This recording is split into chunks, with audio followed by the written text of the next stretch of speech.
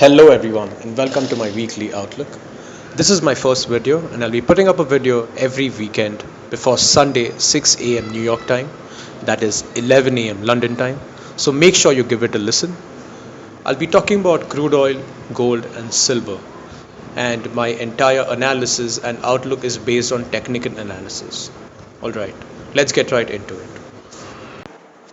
Alright, just a small disclaimer before we start. In no ways do I mean to suggest anyone to take a trade based on my calls. What I'm doing here is just presenting my outlook, and you're free to take your trade based on your own decisions. I in no way will be responsible for any losses that you incur due to my trading calls. I'm just trying to put forward my opinion and trying to make sense of what's happening in the market. Alright, now let's begin.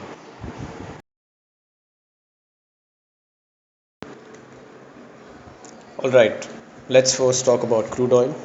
I'm currently on the daily chart here. Um, Let me just add a couple of technical indicators. By the way, I'm using the chart from investing.com. Let me add the moving averages. I usually like to use the 8 MA. Another technical indicator I usually use is the relative strength index. I'll get to that later. So, on the outset, let's look at the daily chart. So it's currently in a definite uptrend. It put in a very bad down day on Tuesday last week, but I feel that wasn't really a sign of a reversal. It was just it trying to put in a new pivot, and I feel it's still in a very good uptrend. So it put in that down day, put in an inside day after that, and broke to the upside. The moving averages are nicely lined up along to the base of the candles. Um, this is usually a good indicator of higher move and higher continuation. I really like this chart and I'm definitely bullish on this. Let's look at the weekly now. So crude oil, it's just recently broken a year-long consolidation, and it looks almost definite that it's going to move towards the 56 to 62 area in the very near term. The moving averages on the weekly have just recently got up, and it looks pretty good to go. Let's look at what the relative strength index tells us. So the RSIs are at about 63, and a good indicator of another uptrend is that it's rising, which is a good sign. It's still not in the overbought territory, which is good. Switching back to the daily now. So it's put in three good green days. For a move higher or for a fresh position, I would probably go long above the high of that down day, which is 55.20, as you can see here. And I would expect it to move towards 56 and 62. My stop for that would be 52.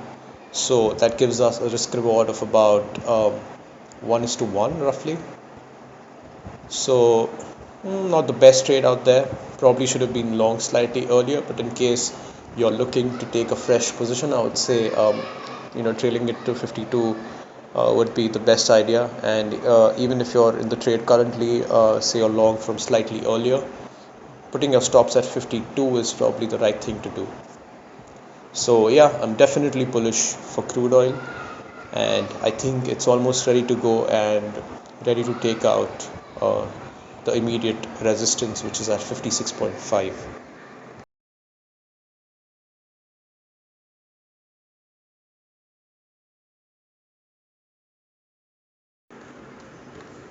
All right, now let's talk about gold. I'm looking at the 5-hour chart here. So gold has definitely posed a reversal about 2 weeks ago. It's broken the downtrend where it was stuck since quite a while. What I particularly like about gold is the weekly chart.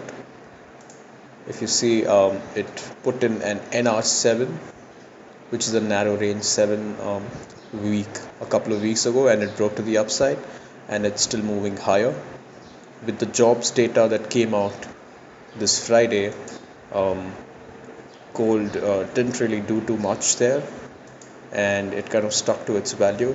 It's closed slightly weak on Friday, um, which again I think is not a sign of any weakness, but just trying to give us a new pivot. If you see where the moving averages are, let me just add the moving average. It's slightly extended on the daily chart, so I just feel it might take a couple of days to catch up and give us a new pivot to trail our longs, if any. Um, Weekly particularly looks really good, and I feel that this week we could really get to our the first resistance area, which is about 1200. I feel ultimately gold could move towards 1240, which is somewhere here. Let's see if that actually happens. But just talking about it for the next week, I'd say it's pretty good, but we could see a small move of about 1% towards the downside, where it moves towards about 1160 to give us a new pivot to trail our stops. So in case you're long, probably just hold on to it. In case you're short, mm, not the best idea according to me. And in case you want to take a fresh position, you could just wait for it to rebound, from somewhere from the 1160 area, because I feel it could move slightly lower.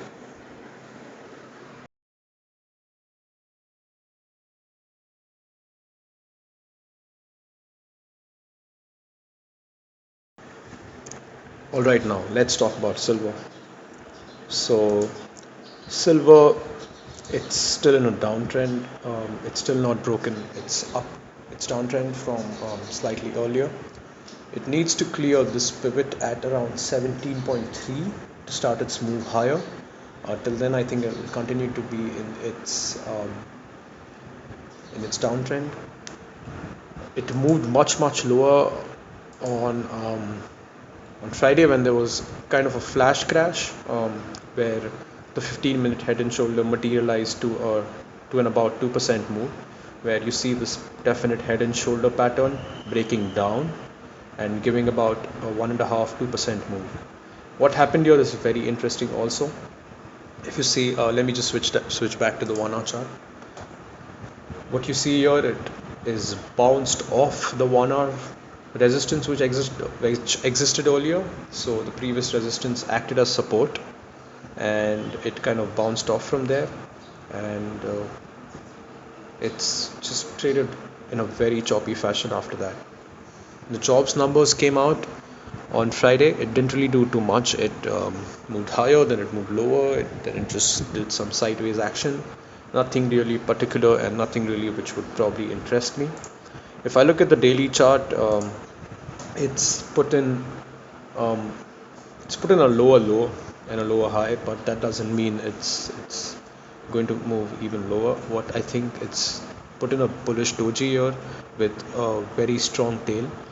Um, it was just probably for the moving averages to catch up, and it bounced off the support. So I still think silver could move slightly higher, but I don't really have a trade here because I do not have an entry point. If I would have been long, I would have just continued holding my long and given it to the 16.3 area. I would probably not be short in this market where the dollar is showing signs of weaknesses and the precious metals have begun their reversals.